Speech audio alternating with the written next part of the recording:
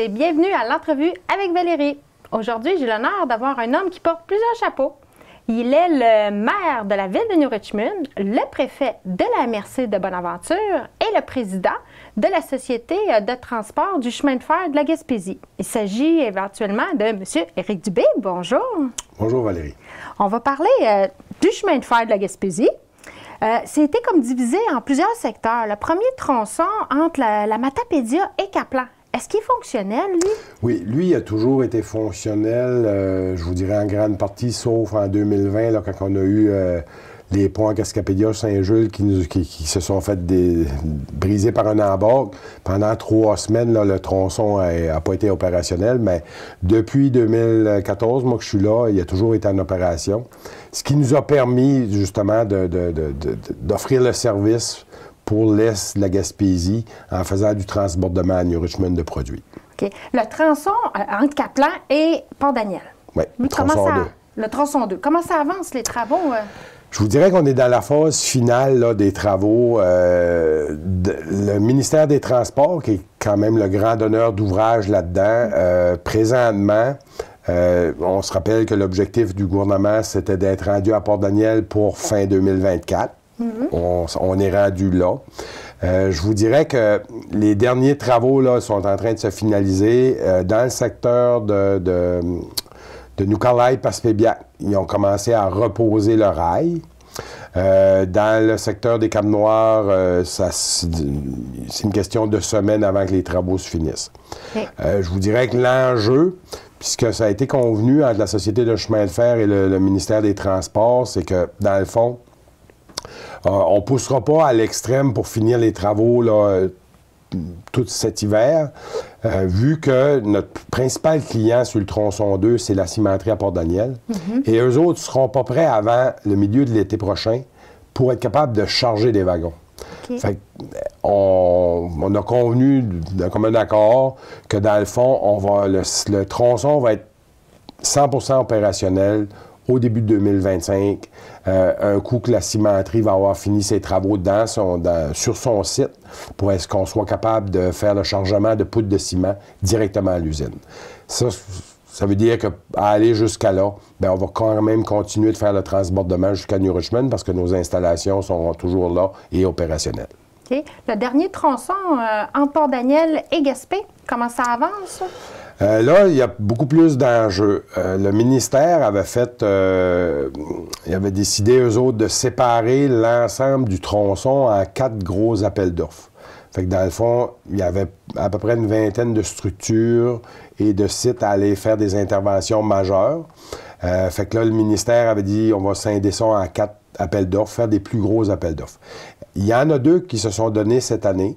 Les contrats ont été signés ce printemps. Les travaux sont déjà commencés. Si les gens circulent à 132, bien, quand vous passez à plusieurs endroits, vous voyez qu'il y a des travaux, que ce soit à Grande-Rivière, le Grand Pont.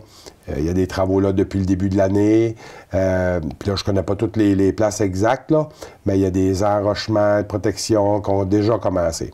Fait que ça, c'est une bonne nouvelle. Où est-ce que, dans le fond, nous autres, qu'on commence on attend de savoir si le ministère va être capable de respecter l'échéance, c'est qu'il y a un gros contrat qui avait sorti un appel d'offres cet été, mais que les coûts ont explosé et que là, le ministère est en train de voir s'ils vont le rescinder en plus petits contrats pour essayer d'avoir plus de compétition. Mais on comprend que pour ces contrats-là, on a perdu quand même 12 mois. Là. Fait que là, je ne sais pas exactement, puis ça va être plus au ministère à nous répondre en début de 2025. Est-ce que ça risque de retarder l'échéancier de 2026 pour Gaspé? Mais là, il y a trop de bonheur dans le processus. Le ministère, en tout cas, moi, la dernière fois que je les ai parlé là-dessus, eux autres, il y avait quand même bon espoir de quand même accélérer les travaux. Mais ça risque de risquer ça peut être un enjeu pareil. OK. Mais notre réseau ferroviaire, là, il y a combien d'années? Ah, mon Dieu Seigneur, il s'est fait par tronçons. Les premiers tronçons sont faits à la fin des années 1800. Ouais. Je vous dirais, puis là, je veux pas me tromper, là, parce que je suis pas bon dans les chiffres dans l'histoire, là, mais il me semble, là, autour de 1910, là, ou dans ces années-là, on peut avoir arrivé dans le coin de Gaspé. Mais tout ça, c'est fait vraiment par petits bouts. Je me rappelle quand on disait à Maria, on appelait ça les bouts de ligne, c'est qu'à un moment donné, dans le contrat, il fallait qu'avant telle année, c'est le gouvernement fédéral dans ces années-là qui payait pour développer les réseaux ferroviaires. Puis il y avait une histoire qu'il fallait qu'il y ait une locomotive de rendu à Nicolai avant telle date. Puis vu que le tronçon du chemin de fer n'était pas fait, bien, il avait embarqué à Maria sur une barge, une locomotive qui avait amené à Nicolai pour la débarquer là, pour dire, bien, il y a une locomotive de rendu, même si ça n'avait pas roulé sur le rail. C'était ça dans ces années-là, mais on comprend que notre réseau date du début du siècle. Quand même, c'est plus de 100 ans. Oui, c'est plus de 100 ans. OK. L'évaluation là, de tout le réseau ferroviaire, là, c'est combien? Vous voulez dire au niveau financier? Oui, financier, oui. Ah, je vous dirais, là, on dépasse on approche le 900 millions. Mais ça ne tient pas compte des extras. J'ai hâte de voir, mais en finalité, on va parler proche d'1 milliard d'investissements qui vont être nécessaires pour remettre ce tronçon-là, le réhabiliter. OK. On comprend que c'est un gros chiffre pour la région. Je vous dirais que même moi, quand on a commencé dans le dossier, moi, je suis arrivé comme président en 2014, ça fait 10 ans. On parlait dans le temps de 150 millions, on trouvait ça gros. Je vous dirais que quand on a commencé à avoir les premières annonces en 2015, 16 et 17, puis que je voyais les chiffres monter, à un moment donné, je disais en blague, ça va finir à 1 milliard. Aujourd'hui, quand on regarde ça, mais on voit avec l'explosion des coûts, il faut comprendre que tout ça est avec la pandémie. On a quand même un réseau ferroviaire il y a plus de 21 km qui longe carrément la baie des Chaleurs, la mer. Fait qu'il y a des enjeux environnementaux en lien avec les changements climatiques. Fait que tout ça, puis là, je comprends que puis ça, c'est une bonne chose. Là. Le ministère, dans la voie qu'ils ont pris pour réhabiliter ça, bien, ils veulent aussi le réhabiliter pour les 100 prochaines années. Fait que je pense que tout ce qui est fait pour longtemps. Fait que ça, c'est une bonne nouvelle en soi. Oui, c'est beaucoup d'argent, mais en même temps, quand on regarde tous les réseaux structurants de transport, on regarde le REM à Montréal qui a coûté plus de 6 milliards. Aujourd'hui, faire une autoroute, ben c'est très dispendieux. Tous ces grands chantiers-là, c'est la réalité d'aujourd'hui. Mais, comme je le disais, ce qui est vraiment intéressant, ben, c'est qu'on va avoir, moi j'appelle ça une Cadillac comme voie ferrée, qui va nous permettre à la région moi, je dis souvent, c'est un très grand outil de développement économique pour nos MRC. Là. On a la chance qu'il y a 4 MRC qui sont traversés par le réseau ferroviaire, mais c'est un très grand potentiel de développement économique pour nos régions pour le futur. Ah oui, c'est sûr. Mais Via Rail, est-ce qu'il y a encore l'intention de rétablir le train passager? Il y a toujours. Ça fait partie de toutes les discussions qu'on a eues avec Via Rail. Le message a toujours été clair pour que Via Rail véhicule, c'est qu'eux autres, au début de tout, dans l'enjeu, il faut se rappeler que c'est depuis 2013 que Via Rail ne circule plus en Gaspésie. Là. Ça fait déjà, ça arrive à 12 ans. Puis on comprend que quand ça avait arrêté, c'était pour un enjeu de sécurité, de fiabilité du réseau. Puis on comprend qu'on va avoir mis 1 milliard pour le remettre. Puis là-dessus, bien, le ministère des Transports, dans ses critères de réhabilitation, tient compte du transport de passagers, qui est comme une catégorie de sécurité plus élevée que le transport de marchandises, qui est une bonne chose en soi, mais le réseau a été réhabilité pour recevoir du transport de marchandises, de passagers. Puis Via Rail a toujours véhiculé le message qu'il allait revenir quand le réseau allait être près jusqu'à Gaspé.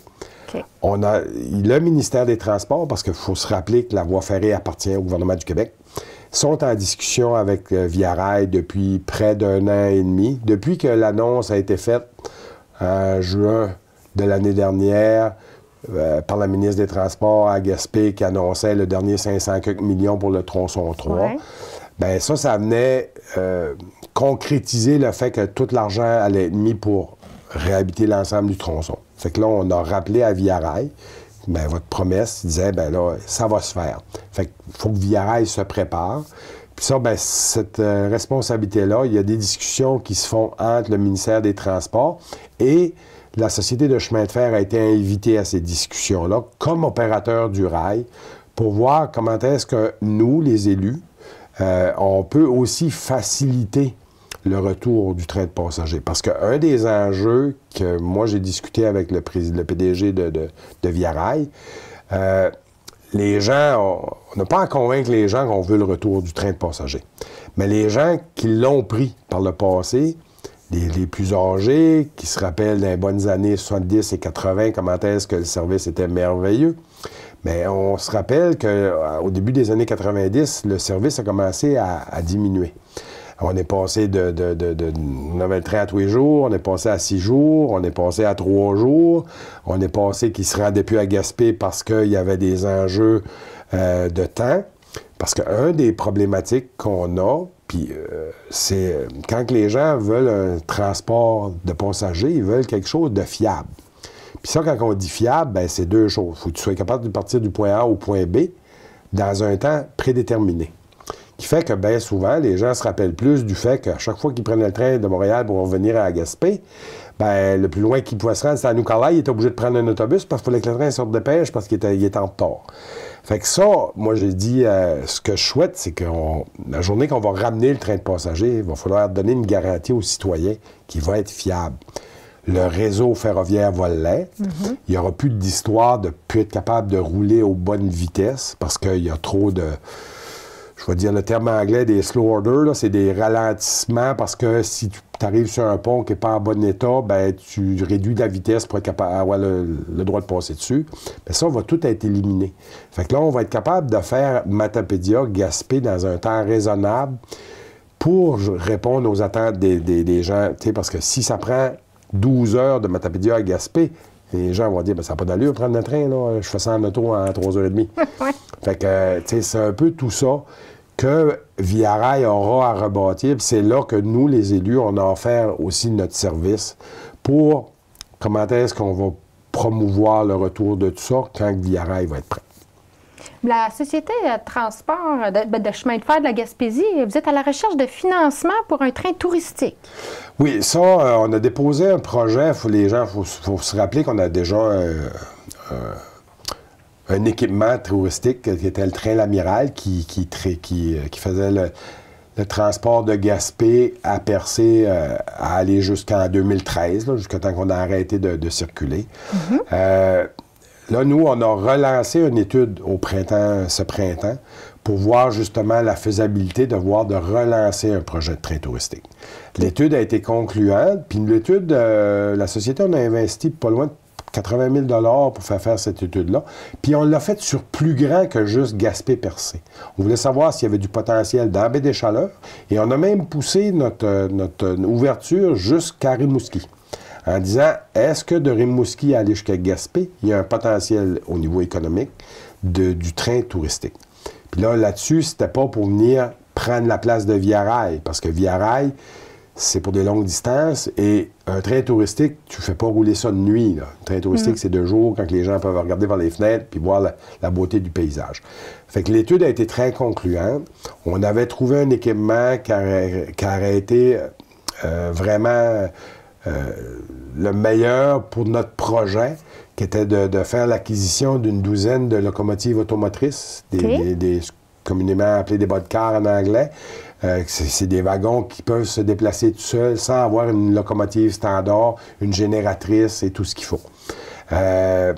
Malheureusement, après un an à travailler notre plan d'affaires et à chercher du financement, on n'a pas été capable d'aller chercher les 5 millions de subventions qui étaient nécessaires pour réaliser notre projet.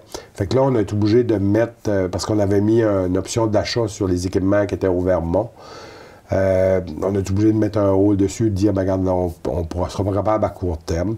Le projet n'est pas mort, c'est juste que là, on va voir cet hiver à comment est-ce qu'on va réaligner le projet, parce qu'on croit toujours que ça a du potentiel, puis qu'un coup que le rail va être réhabilité, bien, il y a un potentiel de Rimouski à aller jusqu'à Gaspé pour développer des forfaits des activités liées avec le transport touristique de passagers par train.